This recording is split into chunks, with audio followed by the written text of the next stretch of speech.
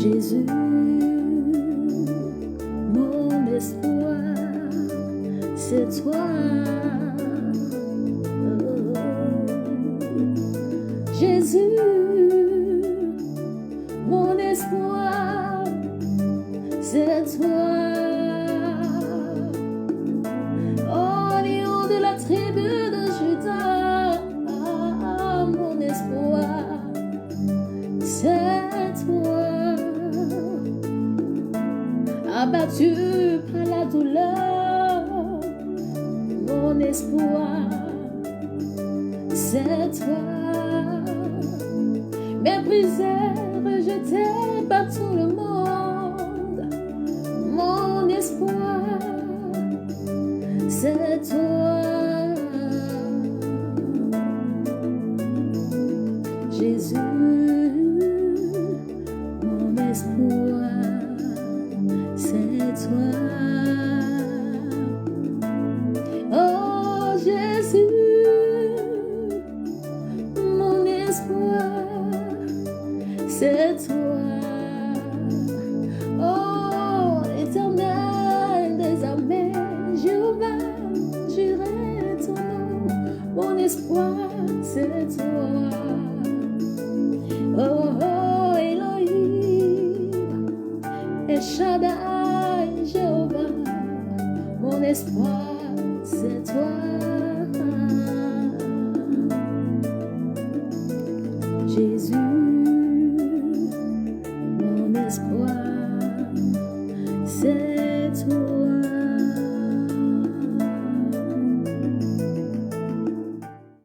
Bonsoir frères et sœurs en Christ, bonsoir amis internautes, que la grâce de Dieu repose pleinement sur vous. Je voudrais qu'on bénisse vraiment le Seigneur pour les miracles que Dieu a opérés ces derniers temps dans nos cultes de famille, parce que les témoignages sont vraiment nombreux. Et qu'on bénisse encore le Seigneur parce que le même Dieu nous permet de sortir enfin du confinement. Longtemps nous sommes restés enfermés, 2 mois durant nous sommes restés enfermés. Par la grâce de Dieu aujourd'hui, la porte s'ouvre et nous pouvons commencer à sortir, nous pouvons commencer à aller au travail librement, nous pouvons commencer à vaquer progressivement à nos occupations, mais toujours en demeurant vigilants, en demeurant prudents, en demeurant toujours dans la prière par la grâce de Dieu. Et comme tout ce que nous venons de mener est un grand combat, je crois que le combat continue, car tant que nous vivrons, le combat continuera, car nous sommes engagés, vous et moi, dans une guerre perpétuelle, une guerre contre le royaume de Satan, une guerre dans le but d'imposer le règne de Dieu à l'humanité tout entière. Et étant donné que nous sommes encore en guerre, la prédication continuera. Les jeûnes et prières vont se multiplier. Nous continuons toujours d'invoquer l'Éternel Dieu pour qu'il nous soutienne dans le combat spirituel. Alors, ce soir, je voudrais partager encore avec vous un message fondamental dont le thème est le suivant. Et je cite, « Espérer contre toute espérance ». Oui, il faut espérer contre toute espérance. Nous sommes parfois confrontés à des situations graves ou moins graves que nous traversons et malgré nos prières, malgré les promesses de Dieu et nos instances que nous lui adressons semblent perdurer, voire même s'empirer. Face à ces situations, on peut être tenté de baisser les bras, de nous orienter vers une direction qui semble plus simple et moins contraignante.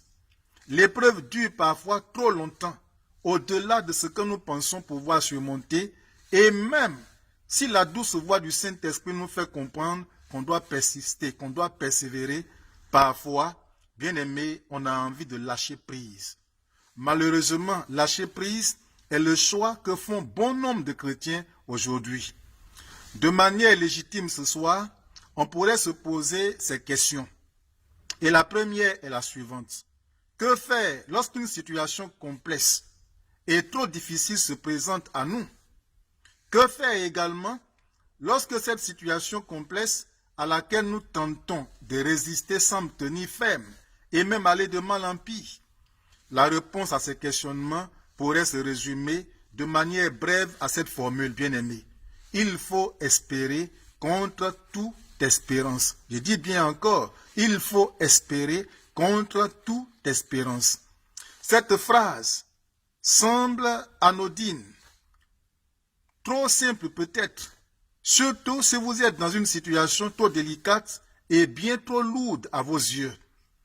Vous pourrez certainement penser que votre histoire est assez particulière et personnelle pour être comprise par d'autres personnes. Peut-être est-ce le cas. Votre histoire est différente de la majorité, mais la réponse à votre défi, celle qui prévaut et qui porte les fruits de manière efficace se trouve en ceci. Il faut espérer contre toute espérance. Dans le livre de Romains chapitre 4, verset 18, il y est écrit, et je lis, « Espérant contre toute espérance, il crut, en sorte qu'il devint père d'un grand nombre de nations, selon ce qui lui avait été dit. Telle sera ta postérité. Telle sera ta postérité. » L'exemple d'Abraham y est illustré afin de démontrer que nous sommes par la foi des héritiers des promesses de Dieu. Oui, vous et moi, nous sommes par la foi en Jésus-Christ les héritiers des promesses de Dieu.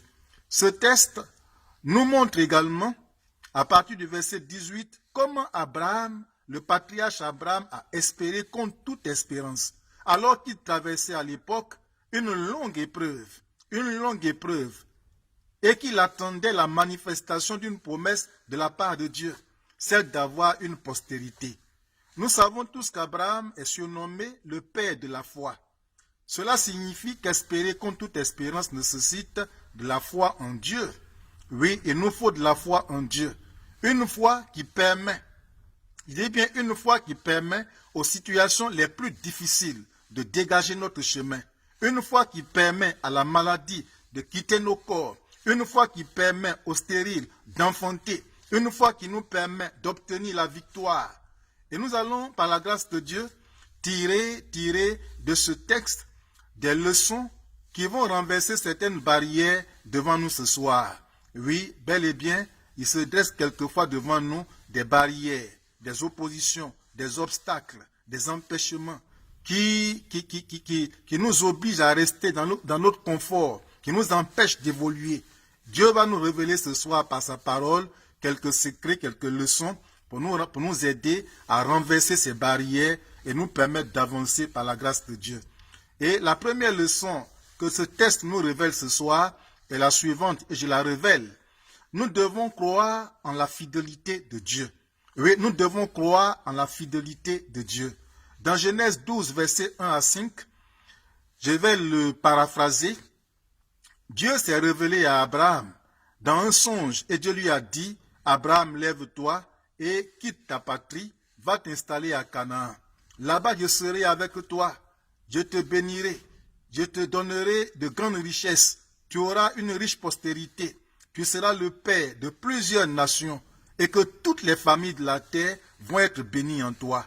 Celui qui va te bénir, il sera béni. Celui qui va te maudire, il sera maudit. Je serai pleinement avec toi. » Bien-aimé, sur la base de la parole de Dieu, sur la base de la promesse de Dieu, Abraham s'est levé promptement avec sa petite famille et a effectué ce voyage pour aller s'installer à Canaan. Seulement, cette promesse semblait ne pas arriver. Abraham devenait de plus en plus vieux et sa femme Sarah n'était plus en âge d'enfanter. Romains 4, 18 dit toujours, « Espérant contre toute espérance, il crut, en sorte qu'il devint père d'un grand nombre de nations, selon ce qui lui avait été dit, telle sera ta postérité. » Vous voyez le verbe croire ici. Croire, pour ma part, c'est le début du miracle. Croire, pour ma part, c'est le début de la restauration. C'est le début de la délivrance. C'est le début de la guérison. C'est le début de l'enfantement. Ceci implique que vous devriez manifester une confiance totale en Dieu. Ne pas douter de sa fidélité. Oui, nous ne devons jamais douter de la fidélité de Dieu. Nous ne devons jamais douter de la puissance de Dieu. Dieu a été toujours fidèle à sa parole. Dieu nous porte un intérêt tellement grand et il a le vif désir de voir les situations difficiles auxquelles nous sommes confrontés quitter notre vie. Ceci implique également qu'il faudra apprendre à compter sur sa grandeur, sur la grandeur de Dieu pour faire tomber les situations auxquelles nous sommes confrontés. Dieu est un Père aimant. Et lorsqu'on crie à lui, non seulement il nous entend, mais il nous exauce. C'est son désir de nous voir restaurés. Dieu désire nous voir être exaucés, de nous voir épanouis. La plus grande chose que nous pourrions désirer pour notre vie est plus petite que la plus petite chose que Dieu peut désirer pour notre vie. Je veux simplement dire que peut-être avoir des enfants est une grande chose que tu désires. Avoir une maison est une grande chose que tu désires. Avoir une voiture est ton désir le plus ardent. Je dis, ah Dieu, si tu me donnes ceci, si tu me donnes cela, je vais te bénir. C'est ce qu'il faut pour ma vie. Avoir des enfants grandis devant toi, c'est ce que tu désires pour toi. C'est une grande chose pour toi. Mais ce qui est grand pour toi, que tu veux avoir, n'est qu'une petite chose devant Dieu. Alors Dieu est capable d'accomplir tout pour toi. Dans Marc 11, verset 24, il y est écrit, c'est pourquoi je vous dis, tout ce que vous demanderez en priant, croyez que vous l'avez reçu. Tout ce que vous demanderez en priant, croyez que vous l'avez reçu et vous le verrez s'accomplir. Et vous le verrez s'accomplir. Tout ce que vous demanderez, croyez déjà dans votre cœur que vous l'avez reçu. Et physiquement maintenant, vous le verrez s'accomplir. Croire en Dieu, c'est une façon de posséder déjà les biens qu'on espère. Croire en Dieu, c'est être persuadé que les choses qu'on ne voit pas existent vraiment. Je dis bien que c'est être persuadé que les choses qu'on ne voit pas existent vraiment. Et Hébreux 11, verset 1 le dit. Et je cite, « Or la foi est une ferme assurance des choses qu'on espère, une démonstration de celles qu'on ne voit pas. » Croire en Dieu, c'est un moyen d'entrer en possession des choses qu'on espère. En effet, lorsque vous déciderez de faire entièrement confiance en Dieu, dans votre situation, vous aurez déjà commencé à remporter la victoire sur cette épreuve. Je vous dirai ce soir, mettez votre confiance en Dieu. Bien-aimés, mettez votre confiance en Dieu. Mettez toute votre confiance en Dieu. Pas juste par vos paroles, pas juste avec de simples mots, mais avec une certitude, avec une conviction profonde qui vienne du cœur. Et vous verrez l'intervention puissante de Dieu dans votre vie. Alors, la première chose, il faut croire en la fidélité de Dieu. Il faut croire. Il faut que nous croyions véritablement en la fidélité de Dieu. Dieu est fidèle à sa parole. Ce qu'il dit, il le fait toujours. Ce que sa bouche dit, il le fait toujours. Il n'est pas un homme pour mentir, ni le fils de l'homme pour se repentir. Ce qu'il dit, il accomplit toujours. Et lorsque la bouche de Dieu dit quelque chose, sa main suit sa parole pour la réaliser, sa main suit sa parole pour l'accomplir. Le deuxième secret que Dieu nous donne ce soir, c'est que nous devons agir sur la base de ce que Dieu a dit. Agir sur la base de ce que Dieu a dit. Et ensuite, proclamer la parole de Dieu et les promesses de Dieu. Agir sur la base de ce que Dieu a dit et proclamer la parole et les promesses de Dieu. Dieu a montré les étoiles du ciel à Abraham et lui a dit, telle sera ta postérité. Tu deviendras un père d'un grand nombre de nations. C'est sur la base de cette parole qu'Abraham a cru. Ceci étant, que devons-nous faire devant les grands défis qui s'imposent à nous? En effet, bien-aimés, il s'impose à nous beaucoup de défis. Il y a des victoires à remporter, il y a des temples à bâtir, il y a des âmes à gagner, il y a des combats à mener, il y a des bénédictions à acquérir, il y a des conquêtes à faire. Alors, devant ces nombreux défis que nous avons, que devons-nous faire concrètement? Trop souvent, face à des défis, on se lance dans de grandes prières. Oui, des supplications. On demande à Dieu, Seigneur, fais ceci pour nous. Seigneur, on te demande pardon pour nos péchés. Seigneur, nous te supplions. Il faut ouvrir des portes pour nous. Seigneur, donne-nous ceci. Seigneur, donne-nous l'argent. Seigneur, donne-nous une église. Seigneur, donne-nous des enfants. Seigneur, élève-nous. Seigneur, fais ceci pour nous. On se lance dans de grandes prières, dans de grands moments de supplication, avec quelquefois de longs moments de jeûne. Et on crie à Dieu, on crie à Dieu, on crie à Dieu, sans savoir ce que Dieu pense de ce que nous sommes en train de demander. Mes frères, Il est important d'entendre ce que Dieu dit face à chaque situation dans la vie. Il y a la parole de Dieu, elle est ouverte devant nous. Et puis Dieu parle à travers sa parole. Dieu se révèle à ses serviteurs. Alors qu'est-ce que Dieu pense de ma situation conjugale? Donc si vous traversez par exemple une crise financière personnelle, il est avantageux de savoir ce que Dieu dit concernant les finances. Si vous souffrez d'une maladie quelconque, il est important de vous intéresser à la parole de Dieu concernant la guérison. Votre foi doit toujours se greffer. Je dis bien que votre foi doit toujours se greffer à la parole de Dieu et vous pousser à la proclamer et à poser ensuite des actes concrets qui mèneront à la victoire totale. Je dis bien que votre foi doit toujours se greffer à la parole de Dieu. Ne vous en tenez pas simplement à certaines révélations, à certains petits songes, à certaines prophéties, mais il faudrait que votre foi soit toujours greffée à la parole de Dieu. C'est important que votre foi soit greffée à la parole de Dieu. C'est important. Et ensuite, vous pourrez poser d'autres actions si cela est nécessaire. Si cela est vraiment nécessaire. Je suis sûr que plusieurs d'entre vous sont en train de crier à Dieu. Je suis sûr que Dieu vous a dit quelque chose face aux défis auxquels vous êtes confrontés. Alors qu'est-ce que Dieu t'a dit par rapport à ton défi? Ou bien par rapport à ta vie, par rapport à ta famille, par rapport à ton travail, par rapport à ta vie de santé, par rapport à tes études. Qu'est-ce que Dieu t'a révélé par rapport au projet que tu veux réaliser? Dieu t'a peut-être montré un grand ministère que tu dois effectuer.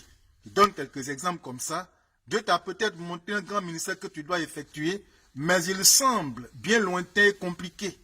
Dieu t'a peut-être dit que tu auras des enfants, mais le médecin lui t'a dit le contraire, il t'a déclaré stérile. Dieu t'a montré ton enfant grandir, mais le médecin te dit qu'il a un retard de croissance. Dieu t'a peut-être dit que tu dois te marier, mais le diable te dit que toi, tu mourras célibataire. Ou les hommes te disent que toi, tu mourras célibataire. Dieu t'a dit que ta vie connaîtra un succès, une émergence, une évolution extraordinaire. Mais le diable te dit que tu ne sortiras jamais du trou, que toi, tu es condamné à jamais à rester dans la pauvreté, dans la misère. Je voudrais vous dire une chose, mes amis. Je voudrais vous dire une chose, mes frères. Refusez, je dis bien, refusez ces paroles qui ne viennent pas de Dieu et choisissez de croire et de proclamer ce que Dieu vous dit. C'est important. Dans ce que je suis en train de vous révéler ce soir, il s'agit d'un combat de foi. Je dis bien, il s'agit d'un combat de foi, mais qui est aussi un combat de parole contre parole. Oui, un combat de foi, mais en même temps un combat de parole contre parole. Les paroles du monde, les paroles de Satan, les paroles des hommes autour de nous. Et ces paroles-là sont en face de la parole puissante de Dieu. Donc, il est question ici de foi, d'un combat de foi, mais en même temps un combat de parole contre parole. Proclamer, je dis proclamer la parole de Dieu sur la parole puissante de Dieu, proclamer la parole de Dieu sur votre vie dès maintenant. Et c'est important. Il faudrait que chacun appelle à l'existence ce qui n'existe pas. Et ça viendra certainement à l'existence. Appelez à l'existence votre ministère. Appelez à l'existence vos enfants. Appelez à l'existence votre mariage. Appelez à l'existence la situation radicale de vos conditions de vie. Il fut un moment donné de mon ministère, j'étais encore très jeune pasteur, aspirant à un ministère de puissance, aspirant à un ministère fort, aspirant à un ministère prospère, un ministère de compassion, un ministère de charisme. J'ai appelé à l'existence mon ministère. J'ai dit à Dieu, donne-moi un ministère glorieux, un ministère de puissance, un ministère de miracle, un ministère de guérison, un ministère de parole. Seigneur, remplis-moi de ton esprit. J'ai appelé à l'existence ce ministère et j'ai proclamé la parole de Dieu. J'ai dit, je reçois ce ministère. Je me vois en train d'opérer des miracles. Je me vois en train de chasser les démons. Je me vois en train de proclamer la parole de Dieu. Et ce que j'ai demandé, je l'ai reçu par la grâce de Dieu. Alors, bien-aimés, appelez à l'existence votre ministère. Appelez à l'existence vos enfants. Si tu es stérile, appelle à l'existence tes enfants. Si tu es célibataire, appelle à l'existence ton mariage. L'homme que tu veux, appelle-le à l'existence. La femme que tu désires, appelle-la à l'existence. Changez votre situation sur la base de la parole de Dieu. Si tu es dans la pauvreté, dans la misère totale, il faut proclamer la parole de Dieu. Dis ouvertement à Satan, dis ouvertement au monde dans tes prières, je suis né pour régner. Je suis né pour devenir riche. Je suis né pour dominer. Je ne suis pas misérable. Je suis une femme prospère. Je suis un homme prospère. Je suis un homme fort. Je suis né pour avancer. Il faut changer ta situation, ta condition de vie sur la base de la parole de Dieu. Et je voudrais, dans le même ordre d'idée, vous dire également d'apprendre à opposer la réalité d'une situation à la vérité de la parole de Dieu et donner ensuite gloire à Dieu pour sa parole et son œuvre. Je répète cette phrase, bien-aimée. C'est important pour nous. Apprenons à opposer la réalité d'une situation à la vérité de la parole de Dieu et donner ensuite gloire à Dieu pour sa parole et pour son œuvre. Ça veut dire quoi? La réalité va vous montrer les symptômes d'une maladie, par exemple. Soit c'est les symptômes du coronavirus, les symptômes de la grippe, les symptômes du VIH-Sida, les symptômes de l'Ebola. Mais la vérité vous dira que par les meurtrissures de Jésus, vous avez été guéris. Dis Amen. Par les meurtrissures de Jésus, vous avez été guéris. Alors toi qui es en train de manifester, de montrer, de présenter actuellement des symptômes d'un cancer, des symptômes d'une maladie incurable dans ton ventre, il faut t'appuyer sur la parole ce soir. Ce qui est la vérité, c'est que par les meurtrissures de Jésus, tu es guéri, tu es guéri, tu es guéri. La réalité va vous montrer que vous n'avez pas d'argent pour entreprendre vos projets, pour construire une maison, pour mettre votre entreprise sur place. Mais la vérité vous dira, de riche qu'il était, Jésus s'est fait pauvre afin que vous soyez enrichis. Oui, la vérité vous dira, de riche qu'il était, Jésus s'est fait pauvre afin que nous soyons enrichis. Et c'est ça qui est la vérité de la parole. Alors, l'argent n'est pas un problème pour Dieu. L'or et l'argent appartiennent à l'éternel Dieu. C'est ce qu'Agé nous dit. L'argent appartient à Dieu, l'or appartient à Dieu, et le créateur de toutes choses, tous les biens lui appartiennent. Alors, de riche que Jésus était, il s'est fait pauvre, dans le but de nous enrichir. Alors, qu'est-ce qui va te manquer, bien-aimé? Alors, quels que soient les projets que tu as, demande à Dieu, en t'appuyant sur la parole de Dieu, dis au Seigneur, donne-moi les moyens qu'il faut pour accomplir, pour réaliser mes projets. Dis Amen. La réalité vous montrera que dans tous les cas, vous n'allez jamais y arriver. Vous n'allez jamais y arriver. C'est fini pour vous. Vous êtes quelqu'un qui n'a pas d'importance, qui n'a pas de valeur, qui n'a pas d'ambition. Vous êtes né pour rester dans la misère totale. La famille est malheureuse. Tout le monde est maudit dans la famille. C'est la pauvreté, c'est la misère. Vous resterez médiocre dans la vie. Et c'est ce que la réalité présentera devant vous. Et que vous n'allez jamais arriver, malgré les efforts que vous allez faire, malgré vos prières, vous n'allez jamais remonter la pente. C'est fini pour vous. Mais la vérité vous dira que vous êtes plus que vainqueur au nom de Jésus. Vous êtes plus que vainqueur au nom de Jésus. Bien-aimé, tu es plus que vainqueur au nom de Jésus. La famille peut être engloutie, effectivement, mais toi, le fait que tu aies reçu Jésus dans ta vie te met dans une dimension supérieure. Et tu es plus que vainqueur au nom de Jésus. La réalité peut te dire que tu es une femme célibataire, tu as pris de l'âge, tu as 45 ans de vie. Qui va écrire pour toi dans cette église? Qui va te marier? Qui va t'aider à sortir du célibat? Mais la vérité dira que toi, tu es une jeune femme et que tu vas te marier et que tu vas même enfanter. C'est ce que la Bible dit. L'homme quittera son père et sa mère, il s'attachera à sa femme. Donc quelqu'un viendra pour s'attacher certainement à toi. Tu deviendras son épouse et tu enfanteras par la grâce de Dieu. La réalité te dira, tu es une femme stérile, ton ventre est vide, il n'y a rien en toi, tu ne peux rien produire, tu ne peux rien faire. D'ailleurs, tu as commencé à vieillir, tu vas allègrement vers la ménopause. Mais la vérité dira que même la stérile enfantera 7 fois. Dis Amen. Tu enfanteras. Tu resteras pas dans cet état de stérilité. Parce que la vérité de la parole de Dieu et que nous proclamons ce soir, c'est que la stérile enfantera et même elle enfantera 7 fois. La réalité dira que tu es un nul à l'école, tu es médiocre, tu ne peux pas réussir ta vie. Tu resteras là, dans la classe où tu ne pourras jamais avoir le BTS, tu n'auras jamais le bac. Mais la vérité dira que le succès couronne ta vie. L'intelligence que Dieu donne est ton partage. Et tu seras meilleur comme Daniel. Tu seras meilleur comme les amis de Daniel. Et tu parviendras à interpréter. Tu parviendras à passer tes concours et examens sans aucune difficulté. Parole de l'Éternel.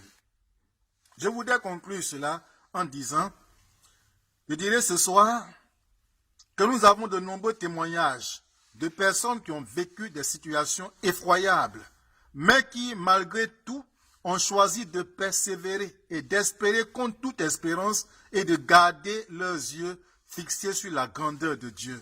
Et nous avons l'exemple d'Abraham. Ces personnes ont remporté des victoires miraculeuses. Oui, ces personnes ont remporté des victoires miraculeuses. Je voudrais vous dire d'espérer, bien-aimés, contre toute espérance. Et vous remporterez certainement de grandes victoires. Et rien ne tiendra devant vous. Et tout ce que Dieu a promis faire, il le fera.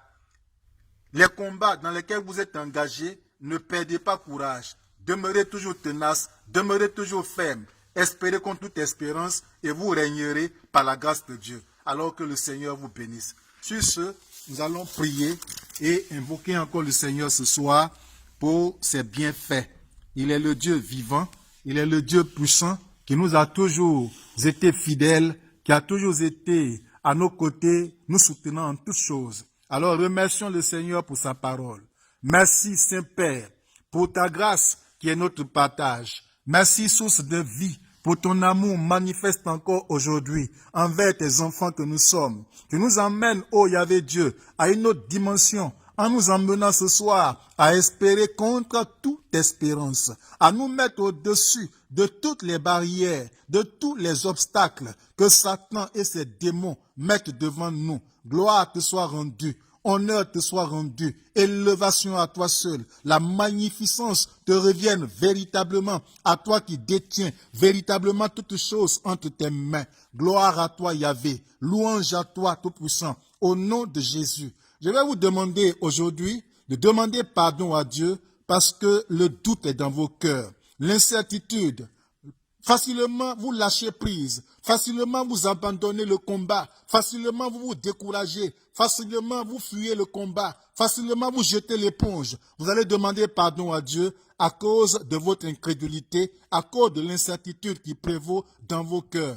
Prions le Seigneur, s'il vous plaît. Seigneur, je te les recommande afin que tu aies compassion d'eux. À cause de leur légèreté, leur manque de fermeté, leur manque de consécration, leur manque d'attachement à toi, manifeste-toi Tout-Puissant dans leur vie, toi qui es plein de compassion, toi qui es le Dieu qui aime et qui a toujours voulu que nos cœurs se tournent vers toi, manifeste ta gloire dans la vie de chacun de tes enfants en les acceptant. Seigneur, encore dans ton cœur, ne tiens pas compte, Père Tout-Puissant, de leur médiocrité, de leur faiblesse, de leur légèreté, de leur doute, de leur incrédulité, mais aie compassion à cause de ton Fils Jésus et déverse sur la vie de chacun d'eux le sang de Jésus ce soir pour nettoyer leur cœur, pour nettoyer leur vie, pour purifier leur vie et leur permettre de se rattacher véritablement à toi. Merci Seigneur parce que tu le fais. Que la gloire, que l'honneur et l'élévation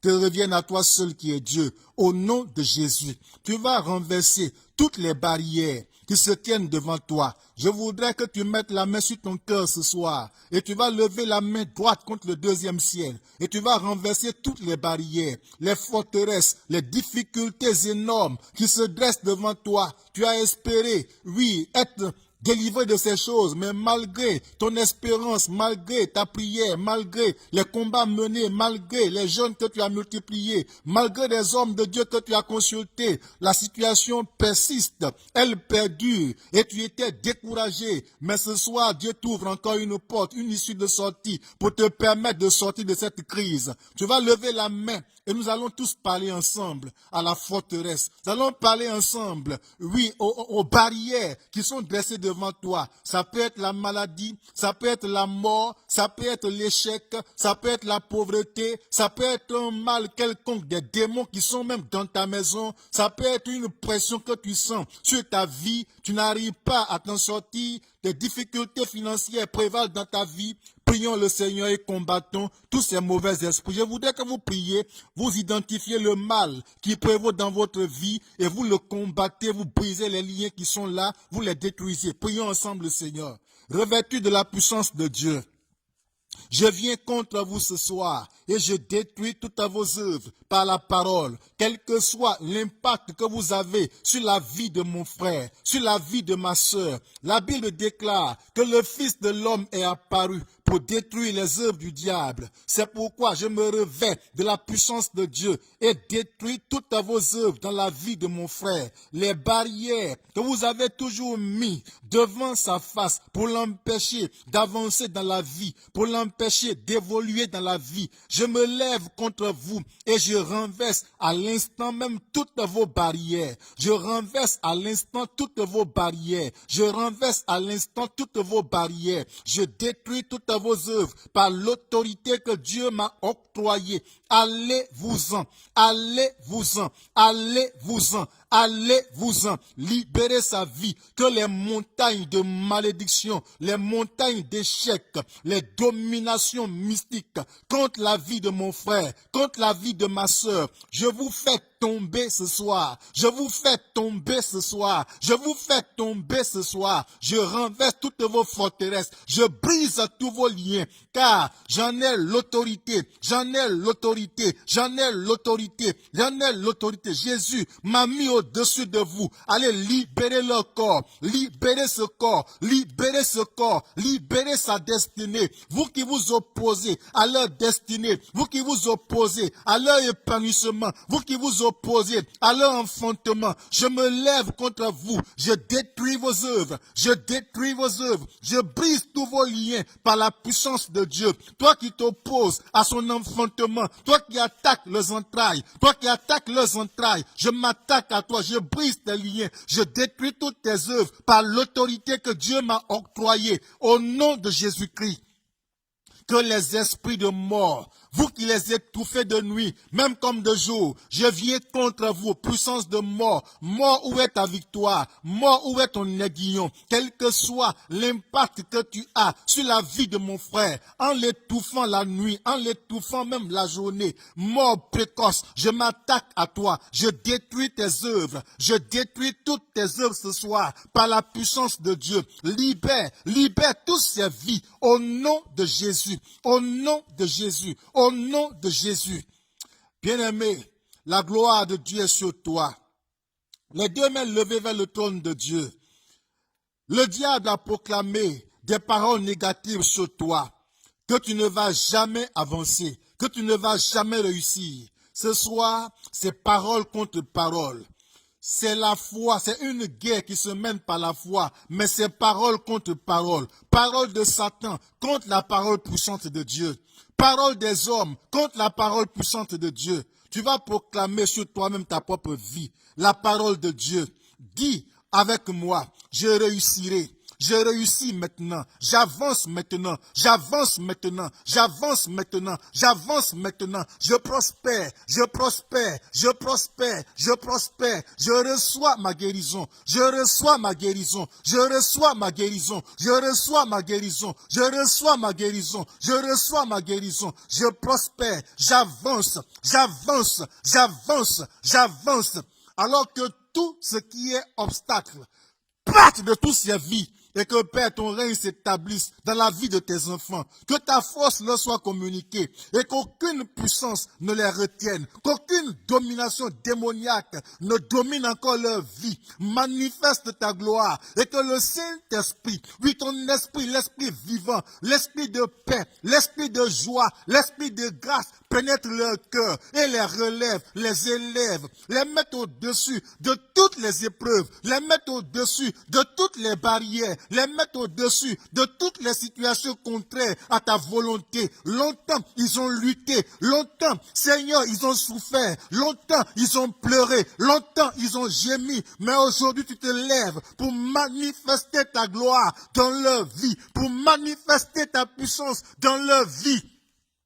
En les restaurant, Seigneur, en les rendant forts, en leur donnant toutes les armes nécessaires, afin de glorifier ton nom, afin de glorifier ton nom. Et je les vois avancer, je les vois se lever, je les vois changer, je les vois transformer, je les vois travailler pour toi, je les vois réussir, je les vois s'épanouir, parce que tu l'as décidé et tu le fais ce soir. Car nous avons tous compris ta parole et avons pris l'engagement. Prenons l'engagement maintenant de demeurer en toi et d'espérer contre toute espérance. Et la réponse que tu nous donnes ce soir, elle est satisfaisante. Nous t'en remercions, Seigneur. Que toute la gloire te revienne à toi seul. Au nom de Jésus. Amen.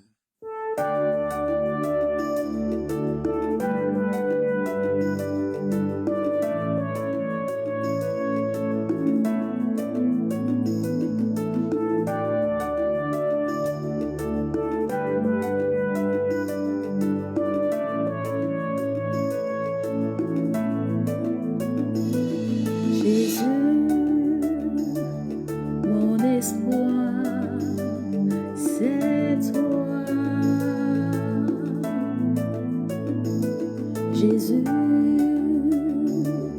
mon espoir, c'est toi.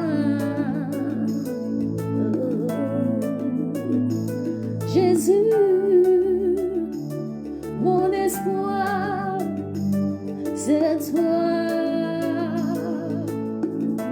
Oh, lion de la tribu de Juda, mon espoir, c'est toi.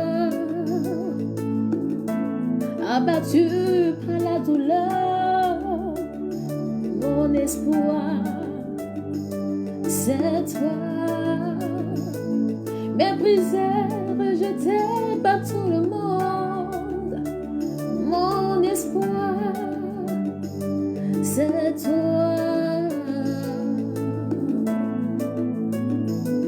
Jésus,